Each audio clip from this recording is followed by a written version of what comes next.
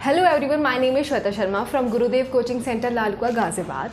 आज मैं स्टार्ट करने वाली हूँ मैक्रो के चैप्टर, मैक्रो की एक यूनिट जिसका नाम है money and banking. Chapter 5 money है आपका एंड चैप्टर 6 आपकी बैंकिंग है।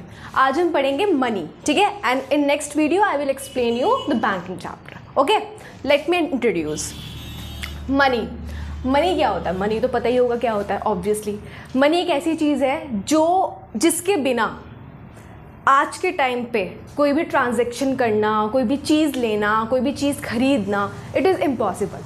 मतलब जो हमारी इकोनॉमी है वो मनी के बिना काम नहीं कर सकती। कोई भी ट्रांजैक्शंस पॉसिबल नहीं हो सकती विदाउट मनी। आप कुछ भी चीज़ खरीद नहीं सकते, ला नहीं सकते विदाउट मनी। मनी आपको चाहिए होगा, ठीक है। मतलब पूरी जो इकोनॉमी हमारी चल रही है वो मनी से ही चल रही है।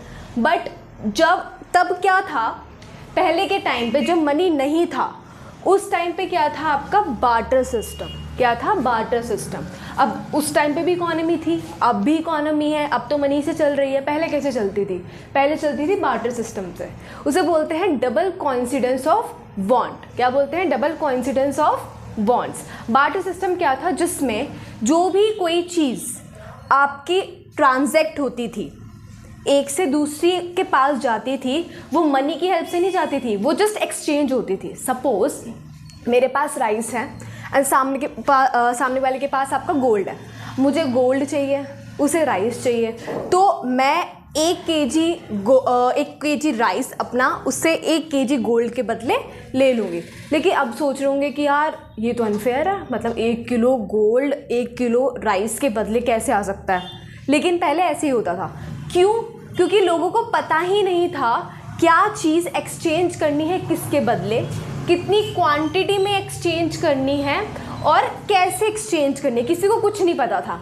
और किस चीज़ को हम एक्सचेंज कर सकते हैं जो वैल्यूएबल होगी, उसे सेव कर सकते हैं, कुछ नहीं पता था लोगों को, ठीक है। इसलिए कुछ टाइम बाद मनी इंट्रोड्यूस हुआ। अब मनी इंट्रोड्यूस होने के क्या क्या फ़ायदे थे? अब लोगों को पता था कि अगर हमें इतनी चीज़ चाहिए तो हमें इतने पैसे के बदले वो चीज़ मिल जाएगी, इतनी क्वांटिटी में मिल जाएगी। साथ ही साथ वो डेफर्ड पेमेंट के लिए भी यूज़ होती। सपोज़ कोई आपका फ्यूचर में पेमेंट होने वाली है, आप वो पेमेंट भी किसकी हेल्प से कर सकते थे?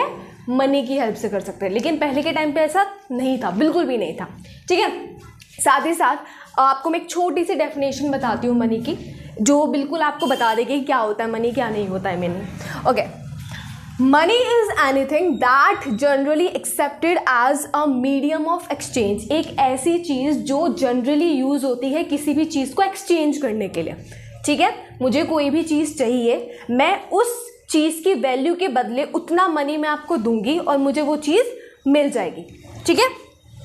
अब मेजर ऑफ वैल्यू पता चल जाएगी, कितने वो वैल्यू कितनी है, मतलब उस चीज़ की वैल्यू कितनी है। मेजर ऑफ वैल्यू, मेजर करने के लिए वैल्यू को, अ स्टोर ऑफ वैल्यू, उस चीज़ को स्टोर करने के लिए। अब मनी अब जिसके आपके पास मनी है, आपको पता है कि आगे जाके बहुत काम है, ठीक है, आप उस चीज़ को सेव करके रख सकते हो। लेकिन बार्टर के सिस्टम में, सपोज बार्टर सिस्टम में ये था कि सपोज मेरे पास टोमेटो है, आपके पास पोटैटो है, हमने आपस में, हाँ, तो सपोज आपके पास टोमेटो है, सामने वाले के पास पोटैटो है, जैसे मैंने अभी आपको बताया।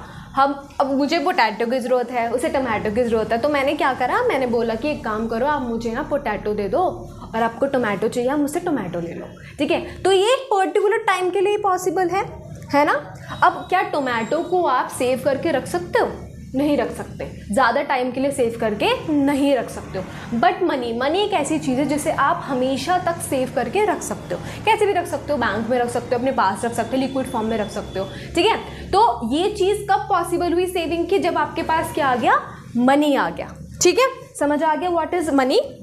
हाँ, एक और, and means for the standard of deferred payment. देखो डेफर्ड पेमेंट क्या होता है? डेफर्ड पेमेंट का मतलब होते हैं जो भी कोई ट्रांजैक्शन आपको फ्यूचर में करनी है मनी से रिलेटेड, समझ आया? तो उसके लिए भी यूजफुल है मनी। आप कोई भी पेमेंट, अपनी फ्यूचर पेमेंट आराम से कर सकते हो with the help of money, with the exchange of money, okay. Now अब मनी तो समझ आ गया है क्या, क्या कंसेप्ट है। पहले सबसे पहले बार्टर सिस्टम आया था, ठीक है। बार्टर सिस्टम में चीज़ें एक्सचेंज होती थी, चीज़ के बदले चीज़ एक्सचेंज हो रही है, ओके, बस और कुछ नहीं था। ये नहीं पता था लोगों को कितनी क्या चीज़ एक्सचेंज हो रही है, कौन सी चीज़ एक्सचेंज हो रही है, किसकी क्या वैल्यू है, क्या कोई चीज़ सेव हो रही है, कुछ नहीं पता था।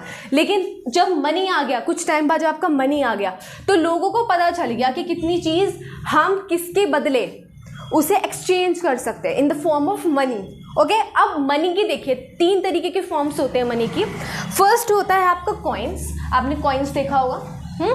सेकंड है आपके करेंसी नोट्स, थर्ड है आपके चेक। कौन कौन से फॉर्म्स होते हैं? फर्स्ट होते हैं आपके कॉइन्स। कॉइन्स, अब देखो ये जो मनी चैप्टर है थोड़ा बहुत आपका बैंकिंग से रिलेटेड है, ठीक है, तो उसमें बता सकती हूँ मैं। एक कॉइन्स हो गया आपका, करेंसी नोट्स हो गए, चेक्स हो गए हैं। अब कॉइन्स आपने देखे होंगे सिक्के नॉर्मली। करेंसी नोट्स होते हैं आपके 2000 के नोट हो रहे हैं, 200 के नोट हो रहे हैं, आप उस चीज़ को एक्सचेंज करते हो, उन पैसों को एक्सचेंज करते हैं। चेक्स में क्या होता है, आप उसमें अपनी वैल्यू लिखते हो और आप बैंक से ट्रांजेक्शन्स करा सकते हो या फिर अपने पैसा बैंक से निकाल सकते हो। समझ आ गई ये चीज़? ओके।